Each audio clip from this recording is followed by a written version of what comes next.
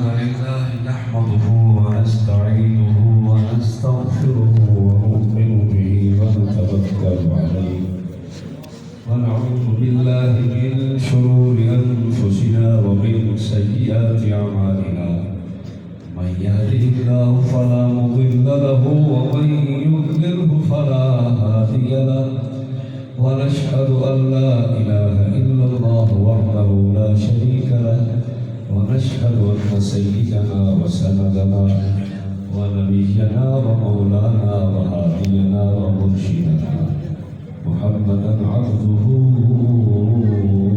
ورسوله أما بعد فأعوذ بالله من الشيطان الرجيم بسم الله الرحمن الرحيم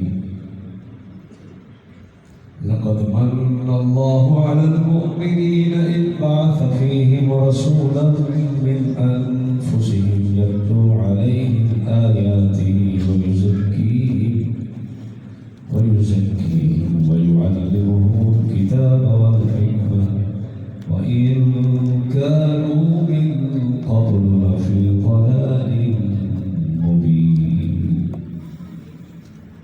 صدق الله العظيم وبلغنا رسوله النبي الكريم الأمين. آپ حضرات یقیناً بڑی محبت اور لگن سے تشریف فرما ہے. اللہ تعالیٰ ہم سب کو اخلاص سے سننے اور سنانے کی توفیق نصیب فرمائے.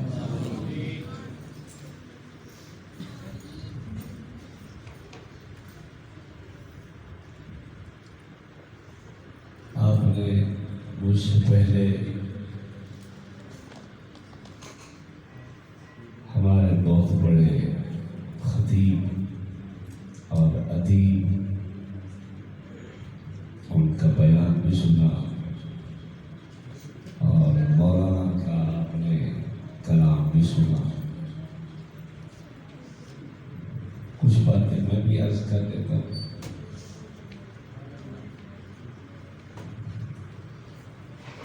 اللہ کریم نے جہاں بھی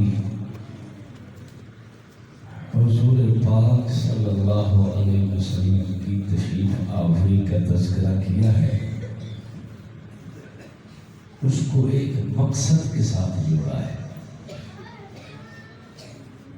میری ویڈیو نہ بناؤ.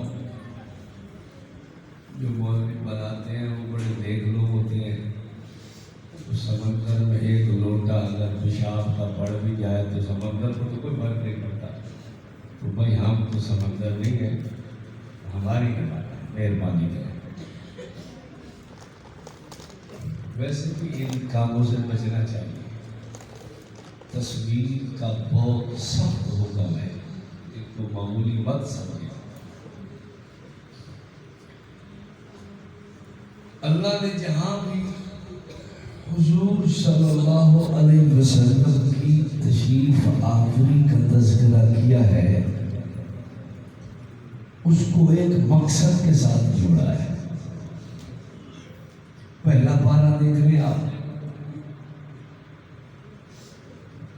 چوتھا پارہ دیکھ لیں, 28واں دیکھ لیں. مفہوم دوسرے پارے میں بھی مل جائے گا. لقد من اللہ علی المؤمنین اذ بعث فیہم رسولا.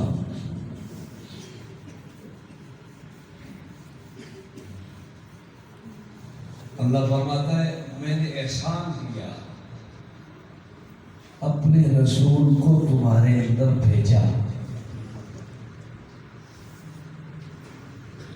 لیکن ان کے ذمے 3 کام ہیں جو ان کی تشریف آوری کا مقصد ہے.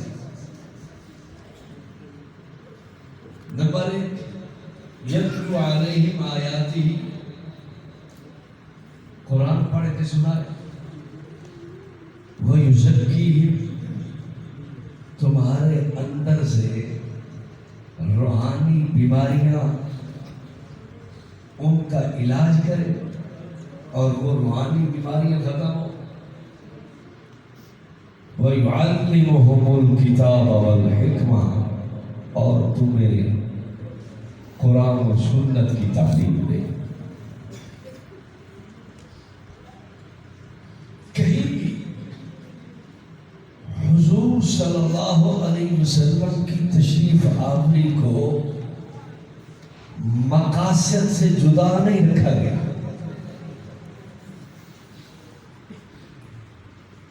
مقاصد کے پیش نظر ہی آقا کی تشریف آوری ہے. اب میں بات صاحب آپ کی خدمت میں رکھتا ہوں. 2 + 2 4 سے یہ بات سمجھ آتی ہے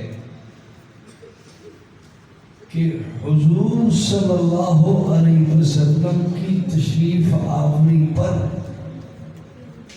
حقیقی خوشی یہ ہے کہ آپ کے مقاصد پہ نظر ہے. مقاصد پہ نظر نہیں. قرآن کی تلاوت سے میرے لیے وقت ہی نہیں ہے کہ میں کچھ زندگی میں وقت قرآن کو دے سکوں. اپنے اندر کی روحانی بیماریوں کے خاتمے کے لیے بھی میرے پاس کچھ وقت نہیں.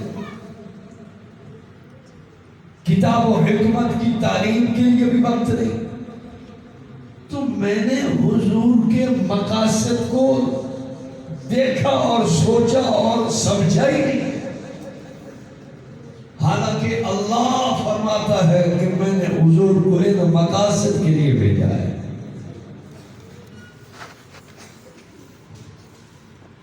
دنیا میں 2 چیزیں ہوتی ہیں، ایک ظاہر اور ایک باطن.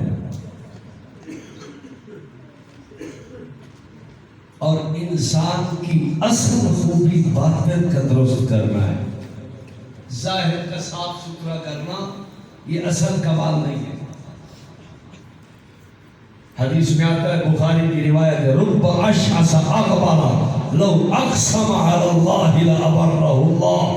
بہت سارے پراگندہ باغ اور کپڑے میلے کچیلے اگر اللہ پہ قسم کھا لے خدا ان کی قسم کو پورا ہوگا.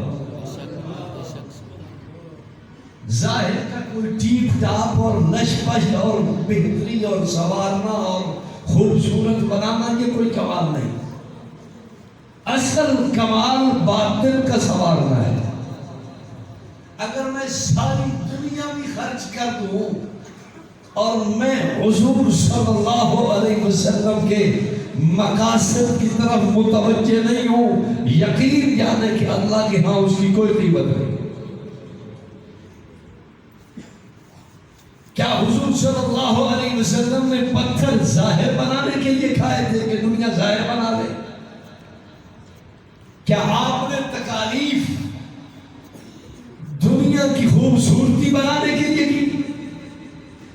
یہ اتنے مسائل برداشت کیے کیا لوگوں کا ظاہر ٹھیک ہو جائے؟ نہیں. اصل محنت نبوت کے لیے لوگوں کا دل ہوتا ہے. اور یہ حضور صلی اللہ علیہ وسلم کے تشریف لانے کے مقاصد ہیں. میں نے 100 روپیہ اگر نہیں دیا، مٹھائی میں حصہ نہیں لگایا، میں نے کوئی حرج نہیں. کیا میرا دل حضور صلی اللہ علیہ وسلم کے استقبال کے لیے تیار ہے؟ ایمان سے بتائیں، کیا آنے والی ہستی معمولی ہے؟ نہ. اس قدر اعلیٰ و بالا کہ حضرت آدم سے حضرت عیسیٰ علیہ الصلوۃ والتسلیمات سارے نبی پیغمبر رسول اللہ کے برگزیدہ لوگ، ان کی امتیں شروع سے آخر تک، پہلے انسان سے آخری انسان تک ساری کائنات مل کے بھی سرکار کے رتبہ اور مرتبہ کو نہیں پا سکتے. اتنی بڑی ہستی آئے اور صرف 10 روپے کی بوندی بنٹر پہ میں خوش ہو گیا ہوں کہ بڑا بھائی میں نے کام کر دیا ہے. آپ خود دل سے سوچیں اتنی بڑی ہستی کے لیے اعزاز اس کے بقدر چاہیے. ایک آدمی آتا ہے آپ کے پاس, آپ سمجھتے ہیں میرے پاس معاف کرو, چلو گیا, اس کی حیثیت یہی تھی. دوسرا آیا, آپ نے 10 روپے دیے. تیسرا آیا, آپ نے کہا چائے پی کے جانا. چوتھا آیا, بھائی کھانا کھا کے جانا. پانچواں آیا, کھانا بھی کھلایا, جاتے ہوئے آپ نے کرایہ بھی دیا. چھٹا آیا, آپ نے کرایہ بھی دیا, 7 تحائف بھی دیے. میں نے پوچھا یار ایک آدمی کو 10 روپے آپ نے دیے, ایک کو چائے پلائی, ایک کو کھانا کھلایا, ایک کو کرایہ بھی دیا, ایک کو تحائف, یہ کیوں؟ آپ کہیں گے کہ ان کے مرتبے اتنے تھے. چائے والے کا مرتبہ وہی تھا, جس کو کھانا دیا اس کا مرتبہ وہ تھا, جس کو کرایہ اور تحائف دیے اس کا مرتبہ وہ تھا. امام الانبیاء سرور دو جہاں شفیع المذنبین رحمت للعالمین مراد المشتاقین راحت العاشقین سید عربی سید العجم رحمت الکونین صلی اللہ علیہ وسلم کا مرتبہ ساری کائنات سے بلند و بالا ہے. یہ 10-20 روپے کی ضرورت نہیں, آپ کا دل یہ چاہتا ہے کہ آپ اپنا دل دے. دل دل دل 100 روپے دینا تو بڑا آسان کام ہے. اصل کام 100, 50, 500, 1000, 5000 کا دینا نہیں, اصل کام حضور کے لیے دل دینا ہے. صحابہ نے یہ دل دیے. یہ کون؟ جناب سیدنا ابو بکر. ہائے ہائے, ایک آدمی مجھے آج کہہ رہا تھا فون پہ, مولانا صاحب یہ کیسے ہو گیا کہ انہوں نے فتح نہیں دیا حضرت فاطمہ کو؟ اور میں نے کہا جس نے 6 ریشم کی دکانیں نبوت کے قدموں پہ نثار کر دی, وہ چند کھجوروں کے درخت کیسے حضور کی ذات کے لیے وہ قربان کرنے کے لیے تیار نہیں تھا؟ میں نہیں مانتا اس بات کو جو صدیق سارا گھرانہ لٹا دے. وہ صدیق کیسے حضور کی اولاد سے محبت نہیں کرے گا؟ میں نہیں مانتا اس بات. پھر آپ سوچیں گے کہ کوئی مسئلہ تو تھا.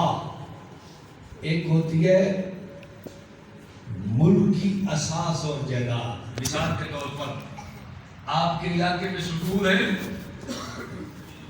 ہسپتال ہے, سرکاری بلڈنگیں ہیں, یہ کس کی ملک ہے؟ یہ گورنمنٹ کی ہے. اگر آپ چاہیں کہ میں اسکول کے اندر اپنا گھر بنا لوں تو بنا دیں گے. چلو ہسپتال میں ایک گھر مولوی کو بھی بنا کے دے دیں, مولوی صاحب آپ بھی آ رہے ہیں, کیا خیال ہے؟ ملک کی اساس ہے, پورے ملک کی جائیداد ہے, میراث ہے, سب کا ہے. وہ فتح ملک کا حق تھا اور ملک کی اساس تھی. سیدنا صدیق اکبر رضی اللہ تعالیٰ عنہ کیسے دیتے جب حضور نے نہیں دیا؟ ابو داؤد میں روایت ہے سیدہ فاطمہ رضی اللہ عنہا نے حضور سے بھی مانگا تو حضور نے فرمایا نہیں. کیوں؟ اس لیے کہ یہ قوم کا حق تھا, اور نبی کا جو بچا کھچا مال بچتا ہے وہ ساری قوم کا حق کیوں ہوتا ہے؟ یاد رکھنا, علماء نے بڑا عجیب نکتہ لکھا ہے. اس لیے کہ اللہ چاہتا ہے کہ اتنا پاکیزہ مال ہے, سب کو اس کا کچھ نہ کچھ حصہ ضرور ملے. کسی ایک فرد کو نہ ملے. اتنا مقدس مبارک مال, ایک ذرہ بھی اگر حضور کے ملک میں سے کسی کو مل جائے اس کے دونوں جہاں کا.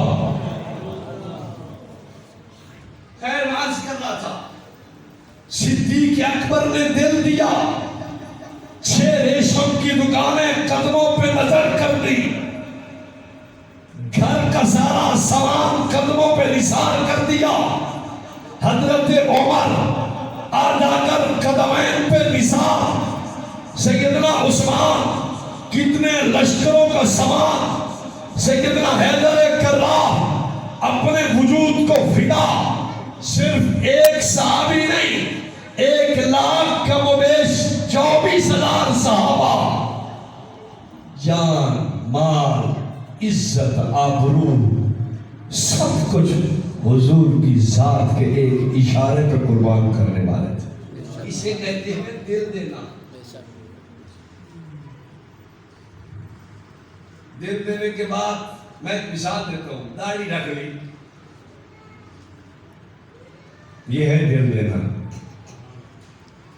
لوگ تو کہیں گے اے او تو ہون حاجی قدرت اللہ بن گیا ہے، ہون تائی رال کے بڑے ککڑ لکئی دے رہا ہے، ہون تو حاجی قدرت اللہ بڑے بیٹا ہے، رال کے گنے بھن دے رہے ہیں، ہون تو جناب کی واہ بھائی واہ.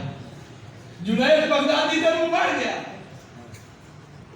تو کیا خیال ہے اگر کوئی عورت اس بات کو مد نظر رکھے کہ حضور تشریف لائے تھے انسانیت کا باطن سنوارنے کے لیے، ہم تو ظاہر پہ لگ گئے، لہذا آج سے میری توبہ، میں باہر جب بھی قدم رکھوں گی بغیر پردے کے نہیں نکلوں گی. اب ہمارا معاشرہ کیا ہے؟ دیکھو جی این دیکھو بڑی بی بی زلیخا بن گئی ہے اور پردے شروع ہو گئے. ہمارے معاشرے میں تو ایسی بات ہوگی. میں نے دل حضور کو دیا ہے بھائی، ساری کائنات کو میں ایک طرف رکھ سکتا ہوں لیکن آقا کے سنت اور طریقہ اور آپ کی طرز زندگی کو نہیں چھوڑ. یہ سوچ پیدا ہو. حضور تو یہ سوچ پیدا کرنے کے لیے تشریف لائے اور میرے اندر یہ پیدا نہ ہو. ہر ربیع الاول یہی صدا دے کے چلا جاتا ہے اور مسلمانوں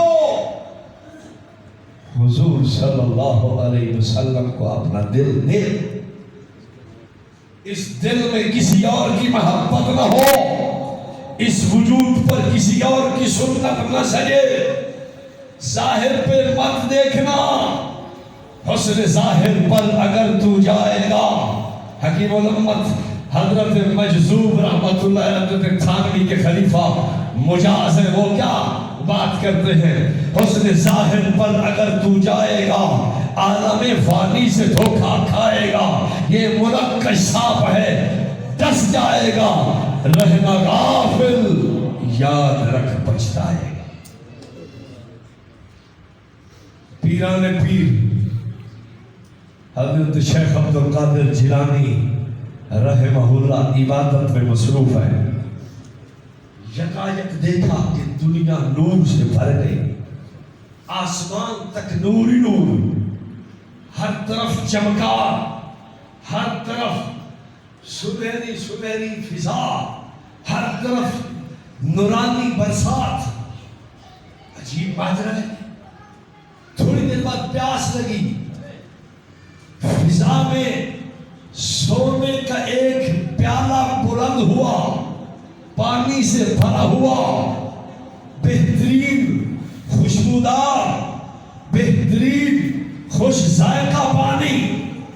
حضرت پیران پیر رحمہ اللہ نے اٹھایا، منہ سے لگانے لگے. خیال آیا او یہ تو سونے کا ہے، اور حضور صلی اللہ علیہ وسلم نے سونا چاندی کے برتن استعمال کرنے سے منع تھا.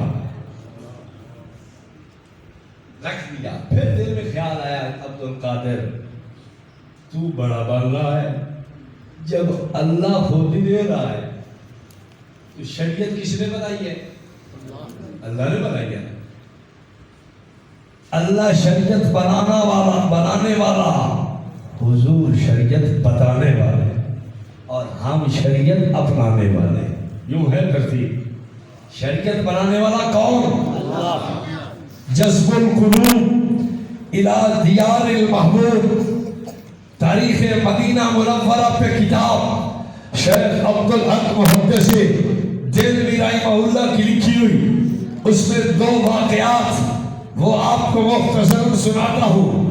حضور مدینہ تشریف لائے، رحمت دو عالم صلی اللہ علیہ وسلم کی مدینہ تشریف آوری ہوئی، ہر ایک کی چاہت حضرت ہمارے گھر تشریف لائیں، آقا ہمارے گھر ہو جائے آپ کا رہنا ٹھہرنا۔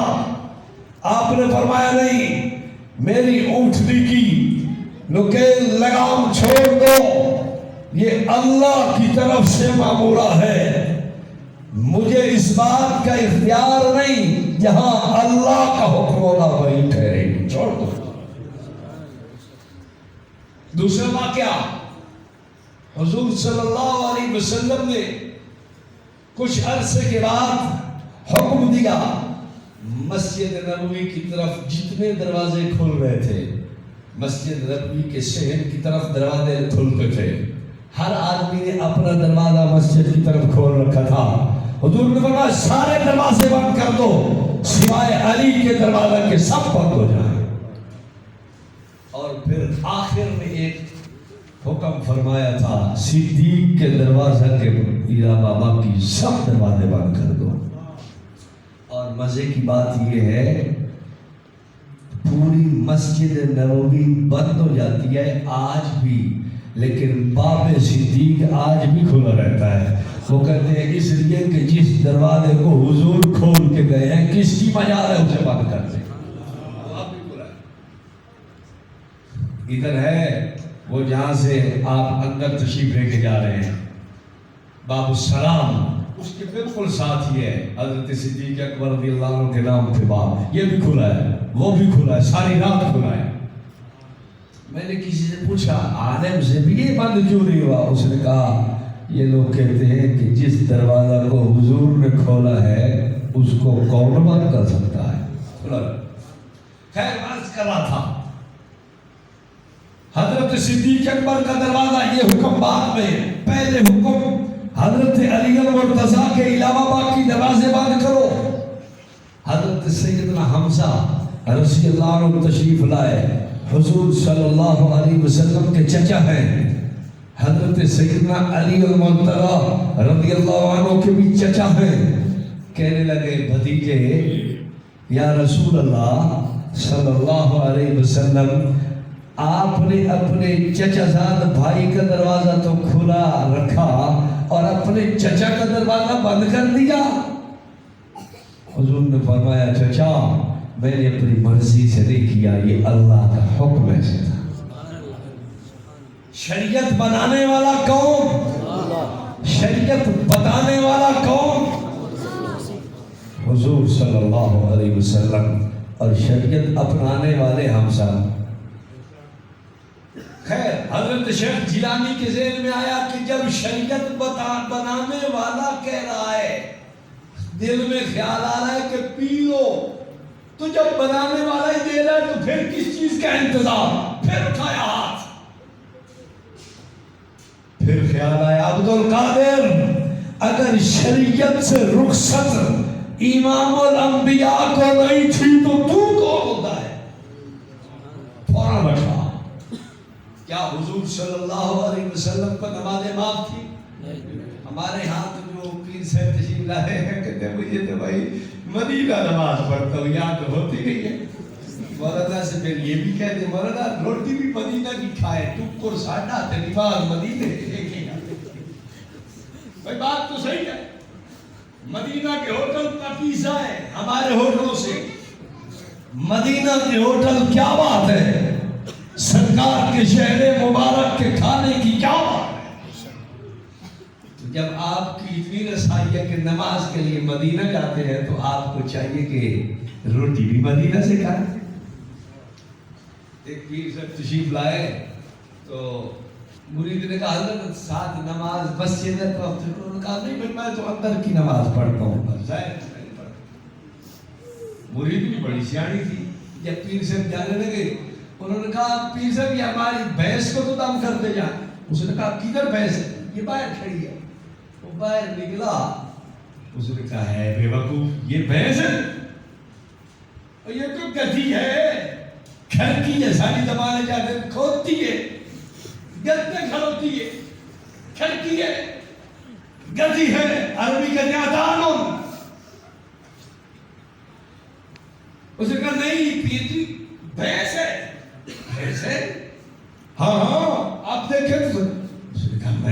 صاحب بھولا ہوا تھوڑا ہوں، میں دنیا پھرنے والا آدمی ہوں، یہ بھینس نہیں ہے تو کوئی اور چیز ہے؟ اللہ نہیں بھینس ہے. کیسے؟ یہ اندر سے بھینس ہے، اندر سے بھینس ہے. یہ کیسے ہو سکتا ہے کہ ظاہر سے گدھی ہو اور اندر سے بھینس ہو؟ اس نے کہا پیر جی جیسے ظاہر سے گدھی اور اندر سے بھینس نہیں ہو سکتی، یہ بھی نہیں ہو سکتا کہ ظاہر سے تو بندہ بے نمازی ہو اور اندر سے نمازی ہو. یہ نہیں ہو سکتا. خیر عرض کر رہا تھا نماز کسی کو معاف نہیں. ہم پہ 5 نمازیں، حضور صلی اللہ علیہ وسلم پر تہجد بھی ضروری ہے. ہم مہینہ کے روزے رکھتے ہیں، حضور صلی اللہ علیہ وسلم سارا سال روزوں کا نظام چلاتے تھے. صدقہ خیرات آپ کے پیچھے بس تھا، سخاوت آپ پہ ختم تھی. آپ اس قدر ہر خیر کے عمل میں آگے تھے. شریعت کی معافی حضور کو نہیں. حضرت شیخ جیلانی سوچنے لگے جب اللہ نے حضور کو معاف نہیں کی نماز تو میں کون ہوتا ہوں. فوراً رکھا. دل میں خیال آیا یہ کوئی سارا شیطانی چکر لگ رہا ہے. لا حول ولا قوت الا باللہ. شروع کیا، نہ وہ نور ہے، نہ وہ سرور ہے، نہ وہ ضرور ہے، نہ وہ ظہور ہے، وہ سارا کا سارا شرور ہے. کچھ بھی نہ رہا، نور چمک دمک پیالہ دقت ہو گئے. شیطان جاتے جاتے کہنے لگا پیر صاحب میں اس دانال 70 ولیاں کا بستر مول کر چھوڑیے. بڑے بڑے نامی گرامی ولی اسے دانال میں سٹے ہیں، لمبے لگے ہیں. آپ کو آپ کا علم بچا دیا. علم نہیں بچاتا، اللہ بچاتا. میرے دوستو ظاہر نہ دیکھیں. ظاہر سے چیز خوشنما ہے تو پھر کیا ہوا؟ میں آپ سے پوچھتا ہوں کلمے سے زیادہ کیا خوشنما چیز ہو سکتی ہے؟ لیکن آپ اذان کے آخر میں محمد الرسول اللہ کا اضافہ کرنے کے لیے تیار نہیں. خوشنما نہیں ہے، حسین نہیں ہے. محمد الرسول اللہ بہترین نہیں ہے، زبردست نہیں ہے، مہجبین نہیں ہے، خوبصورت نہیں ہے، سب کچھ ہے. لیکن آپ میں کوئی بندہ جرأت کر کے اس کو اذان کا حصہ نہیں بنائے گا. کیا بنائیں گے؟ حسین نہیں. ظاہر کو میں نہیں دیکھتا کہ حسین ہے، بھائی اس کی حقیقت کو دیکھو. ظاہر کے حسن کو میں کیوں دیکھوں؟ شیطان ایسا بلغلا کے حسن و جمال دکھاتا ہے. یہ سب میک اپ کا کمال ہے میرے دوستو.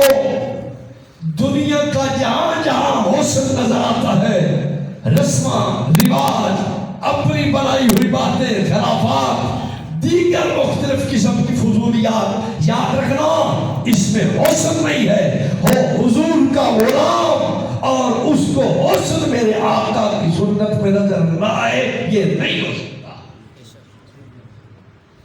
میں غلام، ہائے میری غلامی کہاں چلی گئی؟ حضور کا سنت عمل آج لاوارث، حضور کی زندگی آج لاوارث. میں اس کو وقت دینے کے لیے تیار نہیں. اپنی شادی، خوشی، غمی میں دیکھتا ہوں کہ فلاں آیا، چودھری صاحب آئے، خان صاحب، نواب صاحب، مار صاحب، فلاں صاحب، سب آ گئے، لیکن میں نے یہ نہیں دیکھا کیا حضور کی سنت بھی ہے یا نہیں. میرے دوستو، میرے عزیزو، میں مسلمان، میں آپ کے سامنے رونا نہ ہو تو کون روئے؟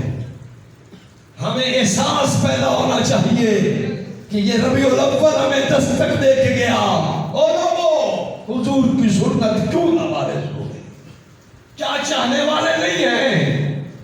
رسم رواج اس قدر مضبوط، کوئی بندہ چھوڑنے کے لیے تیار نہیں. اور سنت اس قدر لاوارث اور غریب الحال ہے کہ کوئی بندہ اس کے سر پہ ہاتھ رکھنے کے لیے تیار نہیں. میرے دوستو، کیا ہو گیا ہمیں؟ دنیا کے نظام کو میں صرف خوش کرنے کے لیے حضور کی سنت چھوڑو کیوں؟ نہیں میرے دوستو، میرے آقا کی سنت اس قدر بہترین اور حسین ہے، حسن و جمال اللہ نے اسی میں چھپایا ہے۔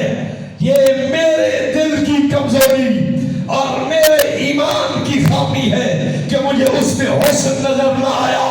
میں دنیا سے پوچھتا ہوں، مجھے بتاؤ کیا برفی یا حلوہ یا گلاب جامن یا رس بھری یا جلیبی کڑوی ہوتی ہے؟ کیوں جی؟ کڑوی ہوتی ہے یا میٹھی ہوتی ہے؟ رس بھری کا نام لاؤ تو منہ میں چینیے مٹھاس پیدا ہوئی۔ مٹھائی تو مٹھائی، وہ کڑوی کیسے مولانا؟ میں کہتا ہوں ہاں، ایک شخص کو مٹھائی کڑوی لگی، پکڑ کے حکیم کے پاس، حکیم نے نبض پہ ہاتھ رکھا، زبان دیکھی، آنکھوں کی رنگت دیکھی، درد پتہ کیا، پیٹ کو دیکھا، اس نے کہا اوئے ہوئے تیرے معدہ میں صفرا، تیرا جگر صفرا پیدا کر رہا، تیرے خون میں صفرا، تجھے ہر میٹھی چیز کڑوی اس لیے معلوم ہوتی ہے۔ میرے دوستو، جس کے معدہ جگر خون میں صفرا پیدا ہو جائے اس کو مٹھاس بھی کڑوی محسوس ہوتی ہے۔ جس کے روحانی ایمانی، جس کے پورے وجود کے اندر، جس کے اسلامی وجود کے اندر اگر یاد رکھنا بیماری پیدا ہو گئی تو حضور کی سنت کی مٹھاس سمجھ نہیں آئے۔ مٹھاس تو ہے سنت میں، سنت چھوڑ کے باہر مٹھاس نہیں ہو سکتی، یاد رکھنا۔ اگر کوئی آدمی کسی علمے اور کسی ہنسل میں جا کر ساری زبان چاہتے ہیں کون تم میں نو آکھے کہ ایک خربوزہ ہے، تجھے سارے آکھوں کہ ایک کملہ ہے، اور کبھی یاد یہ نیم کی ڈولیاں بھی بیل بن سکتی ہیں؟ بتائیے مجھے، کیا کبھی پنیر بھی بیل کی طرح ہو سکتی ہے؟ کیا کبھی پنیر کا پانی بھی روح افزا بن سکتا ہے؟ نا نا نا، جس کو روح افزا اور پنیر کا فرق مٹ گیا، جس کو جناب کی بیل اور جس کو نیم کی ایک ڈوڈی کا فرق ختم ہو گیا، گڑ اور مسبر کا فرق ختم ہو گیا، اس کو چاہیے کہ پریشان ہو کہ مجھے کیوں فرق ختم ہو گیا۔ اگر میری نظر میں پتہ نہ چلے، میں ڈاکٹر کے بعد ڈاکٹر صاحب بار میں روز 10 روپیہ مانگتا تھے، میری نظر کمزور ہے، میں 100 والا کاٹ دینا، میں بڑا پریشان ہوں،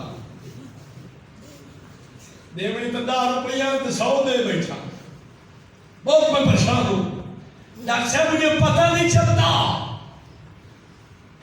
اذان کی آواز نہیں سنائی دیتی، کان میں چیک کریں، لوگوں میں بیٹھا ہوں تو میں نہیں سن سکتا، میں پریشان، میری زبان ذائقہ ختم کر گئی، میں پریشان ہوں۔ افسوس کی بات ہے آج میرے وجود میں سنت اور رسم و رواج کو پرکھنے کا وہ معیار ختم ہو گیا، لیکن کوئی پریشانی نہیں۔ کیا کیوں میرے دوستو؟ کیا حضور کی سنت کسی اور کے لیے تھی؟ میری لیے تو کس کے لیے ہے؟ ہائے وہ صحابہ تھے، خطیب منبر پہ بیٹھ کے دونوں ہاتھوں سے اشارے کر رہا ہے، صحابی داخل ہوئے، کہنے لگے کبہ اللہ ہاتین الیدین، تیرے ہاتھوں کو اللہ توڑ دے۔ میں نے حضور کو ایک انگلی سے زیادہ اشارہ کرتے ہوئے نہیں دیکھا۔ یہ صحابہ تھے، ہم کہاں رہ گئے؟ آج سنت کے اندر رسم و رواج کا وہ مخمل پہ ٹاٹ کا لباس اور پیوند لگ گیا، ریشم کے کپڑے پر کوڑا کرکٹ سے اٹھائے ہوئے جناب کپڑے کا پیوند لگ گیا۔ ہائے حضور کی سنت زندگی میں رسم و رواج کے پیوند لگ گئے اور ہم 10 سے مس نہیں ہیں۔ میرے دوستو، اپنی آنکھوں کو کھولیں، اپنے آپ کو بیدار کریں۔ اس زندگی کے بعد اور کوئی زندگی نہیں، اس دنیا کے بعد کوئی اور وقت نہیں دیا جائے گا۔ آدمی کہے گا ربنا ابصرنا وسمعنا فرجعنا نعمل صالحا، اللہ مجھے پتہ چل گیا اب میری آنکھیں بھی ٹھیک کام کر رہی ہیں, میرے دل کو بھی صحیح سمجھ لگ گئی, مجھے دنیا میں واپس بھیج دے.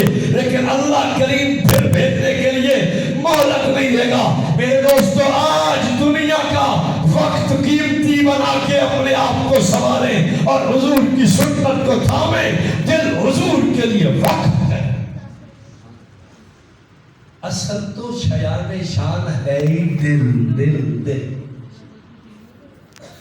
پہلے لوگوں نے دل دیا تھا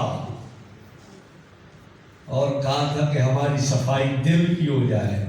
آج ہم باہر سے صاف کر لیتے ہیں, سڑکیں صاف ہو گئی ہیں, کپڑے صاف ہو گئے ہیں, مسجد صاف ہو گئی ہے, ٹھیک ہے چلو نکالا.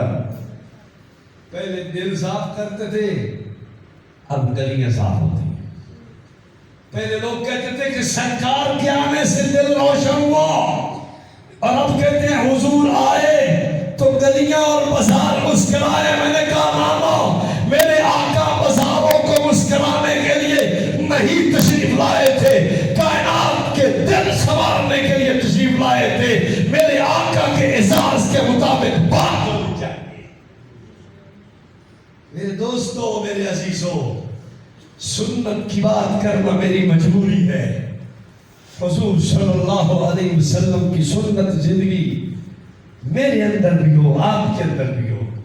ہم سب عزم کریں, عہد کریں, وعدہ کریں اللہ سے کہ آج کے بعد تیرے محبوب کی سنت کو نہیں چھوڑیں گے. کیا خیال ہے؟ آپ لوگ دل دینے کے لیے تیار ہیں یا نہیں؟ 500 روپے دینا آسان ہے, مشکل ہے دل کا دینا. شیطان ادھر ادھر لگاتا ہے, اصل طرف نہیں آنے دیتا. شیطان تھا, اس کے پاس تو پتہ نہیں, میں نے آپ کو بتایا حضرت شیخ جیلانی کو بھی اس نے برقرانے کے کیسے جال بنایا ہے. علماء نے لکھا ہے ایک دفعہ حضرت شیخ عبادت کر رہے, اوپر سر پہ بادل کا ٹکڑا آ گیا, بڑی ہوا ٹھنڈی میٹھی چل پڑی, سخت گرمی میں بوندا باندی شروع ہو گئی, پیاس کی شدت میں کمی آ گئی. حضرت خوش ہو گئے. پھر تھوڑی دیر کے بعد اس بادل کے اندر ایک بہترین شکل صورت نمودار ہوئی. عبد القادر, آج کے بعد تیری نماز کی کوئی ضرورت نہیں, تیری عبادت کی کوئی حاجت نہیں, تیری ریاست سے میں راضی ہو گیا, میں نے تجھ سے نماز کو معاف کر دیا. شیخ فوراً بھاپ گئے. پانی کی لہر, بوند, روشنی, چمک دمک اور یہ بہترین ٹھنڈی ہوا اور یہ بوندا باندی سب کچھ ٹھیک تھا, لیکن اس بات سے فوراً گھبرا گئے کہ جس رب نے اپنے محبوب کو نہیں فرمایا, میرا محبوب تیرے پاؤں پہ وارم آ گیا, نماز کی چھٹی کر لیجئے, پیٹ پہ پتھر باندھ لیا, آپ روزے کو چھوڑ دیجئے, آپ کو تکلیف نہ ہو, میں حج کو بھی معاف کرتا ہوں, آپ کو تکلیف نہ ہو, جہاد کو معاف کرتا ہوں. جس نبی کو آپ نے بنایا ساری کائنات کا امام اور مقتدی, ساری کائنات کا پیشوا, ساری کائنات جس کے صدقہ سے بنی, اس نبی کو جب رب نے معاف نہیں کیا کسی عمل کو کہ جو میں تجھے چھوڑ دیتا ہوں, تو میں کون ہوتا ہوں مجھے معاف کر دے. فوراً کہا لا حول ولا قوت الا باللہ. بدل ختم, گئی بارش, ٹھنڈی ہوا ختم. دنیا کے یوں رسم و رواج اور نشق پشق پہ نظر نہ رکھے, مجھے حضور کی سنت پہ حسن نظر آئے.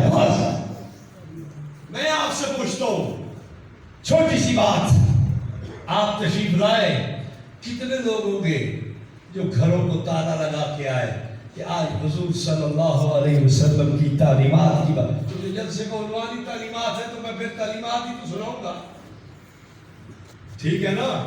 ناراض تو نہیں بیٹھے کوئی نہیں, تسی کبڑی جاؤ تو پھر کی ہوگا, تسی آپ سے میں دو لا دیں گے تو پھر کی ہوگا. اگر کوئی لوگ مارا نہیں چلے ہوئے, تسی دو لائیں گے تو پھر ہی میں کوئی فرق نہیں ہوگا.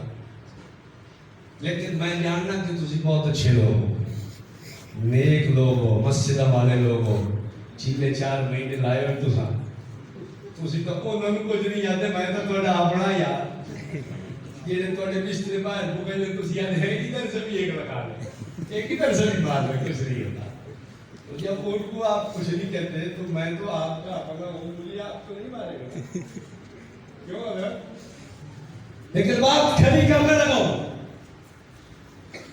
اور میں پہلے آپ سے کہہ چکا ہوں، سنت زندگی سن کے کسی کے دل میں رنج نہ ہو۔ سنت میٹھی چیز ہے اور مٹھاس کو پیدا کرتی ہے۔ حضور بھی میٹھے، سنت بھی میٹھی، اس مٹھاس کا احساس ہمیں نہیں ہو رہا۔ دنیا کے رسم و رواج میں یوں ہم کھپ گئے کہ ہمیں اس مٹھاس کا اثر نہیں ہو رہا۔ اس میں قصور سنت کا نہیں، میں بیمار ہوں، مجھے اپنا علاج کرنا ہے۔ آپ تشریف لائے کہ ساتھی گھروں کو تالا لگا کے آئے، چلو یوں مثال نہ ہو، میں اور بتاتا ہوں، دکانوں کو تالا لگا کے آئے، صبح جا کے آپ دکان کھولنے سے پہلے اپنے تالے کی چابی کو چیک کریں، اس کے دندانے کتنے ہیں۔ اگر دندانے 3 ہیں تو پھر 4 دندانوں والی چابی سے تالا کھولیں، 5 سے کھولیں، 6 سے کھولیں، 7 سے کھولیں۔ اگر تالا کھل جائے 5 سے، 6 سے، 4 سے، بڑی بات ہے۔ میں کہتا ہوں جس چابی کے دندانے 3 ہوں اور وہ 3 دندانے اصلی چابی کے دندانوں کی طرح نہ ہو، تالا پھر بھی نہیں کھلے گا۔ یاد رکھنا، اگر جنت کے تالے کی چابی چاہتے ہیں تو حضور صلی اللہ علیہ وسلم کی سنت زندگی والے عمل کو اپنائیں۔ اگر اس میں تھوڑا سا عمل بھی رسم و رواج کا بڑھا دیا، 4 دندانوں والی چابی سے تالا نہیں کھلتا، اگر تھوڑا سا بھی رسم اور رواج کا اضافہ کر دیا گیا، یاد رکھنا اس عمل سے جنت کا تالا کھلنے والا نہیں۔ بے شک بے شک۔ سنت حضور کی اتنی جتنی دے کے گئے، بس یہ نہیں ہے سنت میں تھوڑا سا مرچ مسالہ کچھ تھوڑی سی جناب لشک پشک اس کو چمکا، تو ٹھیک ہے نا بھائی۔ میں کون ہوتا ہوں؟ آؤ صحابہ سے سنو۔ صحابی تشریف فرما، ایک شخص کو چھینک آ گئی، اس نے کہا الحمدللہ۔ کہنا کیا چاہیے؟ یہ نیک چھاوے ہو کے آکھے الحمدللہ، اسی الحمدللہ کیا بول گئے۔ یرحمک اللہ تو وہ کہے جو سنے گا، سننے والا۔ ٹھیک آئی، آدمی نے کہا الحمدللہ، اتنی بات تو ٹھیک تھی، ساتھ تھوڑا سا لفظ بڑھایا، والسلام علی رسول اللہ، کہ حضور صلی اللہ علیہ وسلم پر سلامتی ہو۔ حضرت عبداللہ ابن عمر گرج کے بارے، لیس ہاکذا علمنا رسول اللہ صلی اللہ علیہ وسلم، علمنا الحمدللہ۔ میاں حضور نے یوں نہیں سکھایا، الحمدللہ سکھایا، بس آگے کا جملہ مت کہو۔ اب مجھے بتائیں السلام علی رسول اللہ کو برا جملہ کہا ہے؟ نہیں، لیکن سنت سے ایک لفظ بھی بڑھانا صحابہ جرم سمجھتے تھے۔ بے شک۔ ایک اور شخص آیا دوسرے صحابی کے پاس، اس کو چھینک آئی، کہنا کیا تھا؟ الحمدللہ۔ اس نے کہا السلام علیکم۔ کیا کہا؟ السلام۔ ترمذی میں روایت موجود ہے، میں کوئی گپ نہیں سنا رہا، میں کوئی قصہ نہیں سنا رہا، میں یوں نہیں کہہ رہا کہ کوئی بٹاک البحرین میں لکھا ہوا ہے، میں نے یوں نہیں کہا کہ تحفۃ الخردوم میں لکھا ہوا ہے، میں نے یہ نہیں کہا کہ کسی بوچھت الاسرار میں لکھا ہوا ہے، میں آپ کو حدیث ترمذی کی بات کرتا ہوں، جلد 2 صفحہ 103، باب ما جاء فی تشبیہ الحادث، کھول کر روایت کو دیکھیں۔ حضرت سالم بن عبید کے پاس ایک شخص کو چھینک آئی، اس نے کہا السلام علیکم۔ حضرت سالم بن عبید غصہ میں آئے، جلال میں آئے اور کہنے لگے وعلیک وعلی امک، ہاں ہاں تیرے اوپر بھی سلام ہو، تیری ماں پر بھی سلام ہو۔ وجد الرجل فی نفسہ شیئا، آدمی تھوڑا سا محسوس کر گیا، انہوں نے کہا محسوس کیوں کرتا ہے؟ میں نے وہی کیا ہے جو حضور کو فرماتے سنا۔ اب آپ بتائیں، سلام تو بری بات تھی، 10 نیکیاں ملتی ہیں السلام علیکم کہنے سے. آپس میں ملتے ہوئے سلام کیا کریں. آپ کے پاس کوئی آئے, آپ کسی کے پاس جائیں, السلام علیکم 10 ورحمۃ اللہ 20 وبرکاتہ 30. وہ آ کے آپ کو کہ وعلیکم السلام 10 ورحمۃ اللہ بھی کہہ دے 20 وبرکاتہ 30. اور یاد رکھنا علامات قیامت میں سیوطی نے اپنی کتاب الخصائص الکبریٰ اس میں ایک علامات قیامت کے متعلق وہ اشارت پہ باز کرتے لکھا ہے. حضور نے فرمایا قیامت کی یہ بھی علامت ہے کہ سلام صرف جاننے والوں کو دیا جائے گا. سلام صرف جاننے والا. بس جس کو کوئی آدمی جانتا ہے اس کو کہے گا السلام علیکم. بس باقی مسلمان نہیں سب کو سلام کرنا چاہیے. جس کے پاس سے میں گزروں گا کہوں السلام علیکم ورحمۃ اللہ. اسی لیے تو محبتیں ختم ہو گئی, آپس کی پیار ختم ہو گیا, ایک دوسرے کا احترام جاتا. خیر عرض کر رہا ہوں سلام کہنا جرم نہیں تھا, نیکی تھی, لیکن اپنے مقام پر. اس کا یہ نہیں مطلب کہ اس کو اٹھا کے ہر جگہ پہ شروع کر دیا جائے. سلام اپنی جگہ پہ, نماز اپنے مقام پہ اپنے وقت پہ. یاد رکھنا اذان اپنے وقت پہ, درود اپنے مقام پہ. شریعت یہ اجازت نہیں دیتی کہیں کے عمل کو کہیں شروع کر دیا جائے, کہیں کے جملے کو دوسری جگہ بڑھا دیا جائے. شریعت کا مزاج یہ ہے جہاں عمل تھا وہی رکھو, جتنا عمل تھا اتنا رکھو, جیسا عمل تھا ویسا. تھک تو نہیں گئے؟ نہیں. کوئی گل نہیں, میں بس مکئی گا پیا. ہوں چاول آنے شروع ہو گئے. ہوں یہ مطلب ہے یہ اشارہ ہے اس گل کی طرح مولوی جی تقریر بس کرو تسی, بس میں بس ہی کرتا پیا.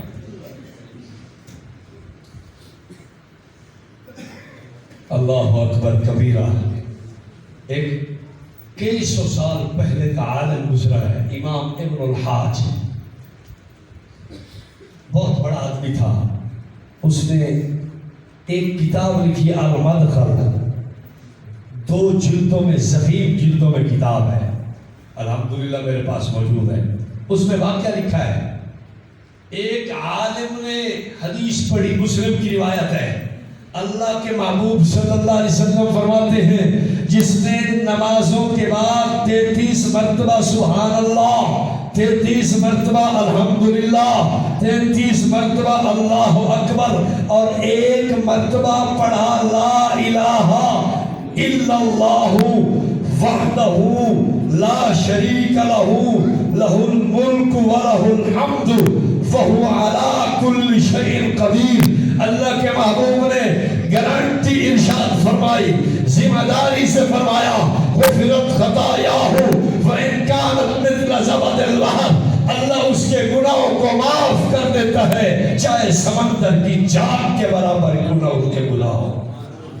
عالم نے حدیث پڑھی, وہ سوچنے لگا 33 مرتبہ پڑھنے کا اتنا ثواب ہے تو جو 100 دفعہ پڑھے گا کتنا ثواب ہوگا. لو جی اس نے 100 دفعہ شروع کر دیا. ہر نماز کے بعد 100 دفعہ سبحان اللہ سبحان اللہ سبحان اللہ الحمدللہ الحمدللہ الحمدللہ اللہ اکبر اللہ اکبر لا الہ الا اللہ لا الہ. 100 دفعہ ہر نماز کے بعد. ایک دن خواب دیکھا. خواب میں کیا دیکھتے ہیں؟ قیامت قائم. قیامت کے اندر عجیب شور, عجیب آہو بکا, عجیب جناب رونا دھونا, آگ. اعلان ہوتا ہے جنہوں نے نمازوں کے بعد بیٹھ کے اپنے اذکار کیے تھے, تسبیحات فاطمہ, آئے وہ اجر لے لیں. دنیا اٹھی, اجر ملنا شروع ہو گیا, ملتا رہا. مولانا بھی اٹھے, ایک طرف فرشتوں کے پاس چلے گئے, انہوں نے نہیں دیا. دوسری طرف نہیں دیا, تیسری طرف نہیں دیا. بالآخر پریشان ہو گئے. جب سارے لے کے چلے گئے تو فرشتوں کے پاس آ کے کہنے لگے مجھے اجر نہیں دیا آپ نے. انہوں نے کہا آپ کس چیز کا اجر چاہتے ہیں؟ بھائی میں بھی یہ تسبیحات پڑھتا رہا ہوں. انہوں نے کہا کتنی دفعہ؟ 100 دفعہ. 33 والوں کو اجر دیا اور میرا حق تو زیادہ بنتا تھا. فرشتوں نے کہا ما ہاکذا عمل صاحب الشریعہ عمل بثلاث وثلاثین ما لک عندنا شیء. مولانا پاک نبی نے آپ کو 33 مرتبہ پڑھنے کا حکم دیا, آپ 100 دفعہ پڑھتے رہے. چاہیے ہمارے پاس کوئی اجر اور ثواب نہیں ہے.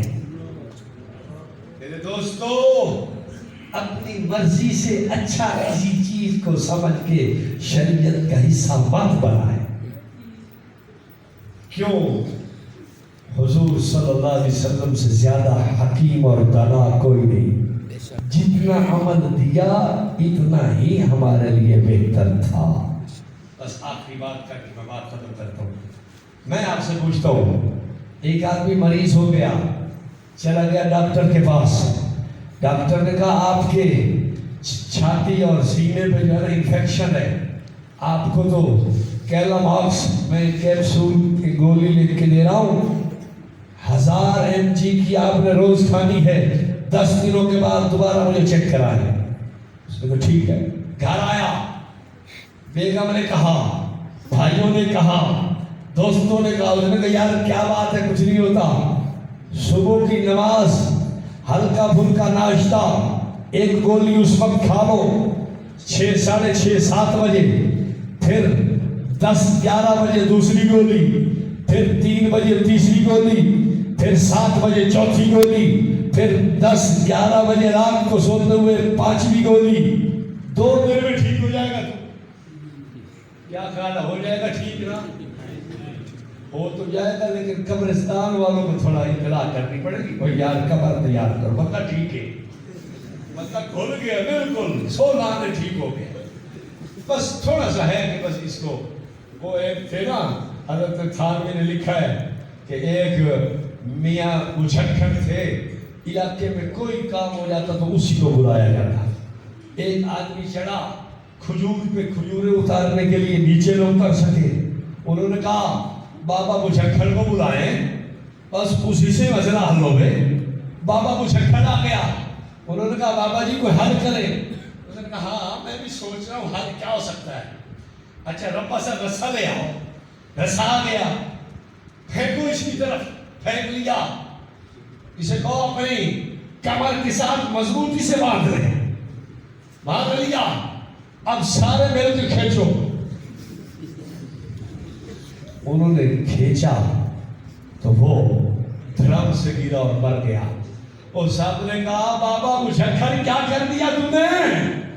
اس نے کہا بات میں بھی سوچ رہا ہوں, یہ طریقے سے نہیں مرا, یہ اس کا ویسے وقت آیا پڑا تھا. میں نے اس طریقے سے کتنے آدمی کنویں سے باہر نکالے, یہ ویسے ہی مر گیا. ہاں میں آدمی گیا تھا حکیم کے پاس.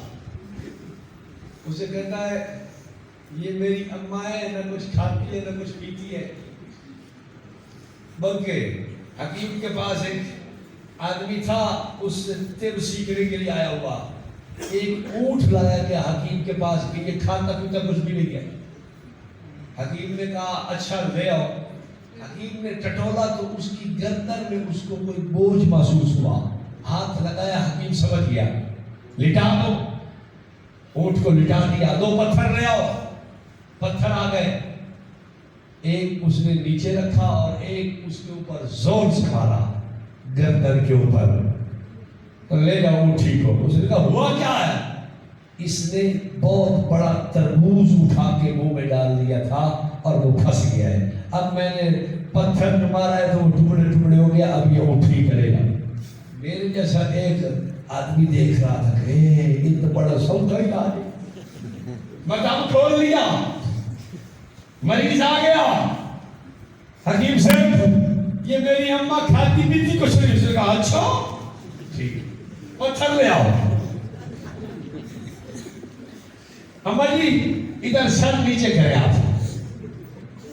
زور سے پتھر مارا, اماں جی کی رگیں کٹ گئی. وہ پہلے بڑھیا تھی, اللہ کو کیا نہیں. اس نے کہا بھائی میرا قصور نہیں, اس کی ویسے آئی ہوئی تھی آپ پاس اس پر. اب وہ کہتا ہے 5 گولیاں کھاؤ 1 دن میں ٹھیک ہو جاؤ گے، دوسرے دن آپ بالکل فٹ، جو ڈاکٹر 10 دن میں ٹھیک کرنا چاہتا ہے آپ 2 دن میں ٹھیک ہو جائیں گے۔ لیکن کوئی آدمی اتنا بے وقوف اور احمق نہیں کہ ان لوگوں کی اس سنہری بات کو کہ 2 دنوں کے بعد ٹھیک ہو جاؤں، بڑا حلوہ اور بڑا بہترین قورمہ اور پلاؤ اور زردہ اور بہترین کھانے لگ جاؤ گا۔ اس خوشنما خواب کو دیکھ کے کوئی آدمی احمق نہیں ہے کہ وہ اس آدمی کی بات کو مان کے 5 گولیاں 1 دن کھائے، 5 دوسرے دن کھائے۔ میرے دوستوں کیا ہو گیا ہمیں؟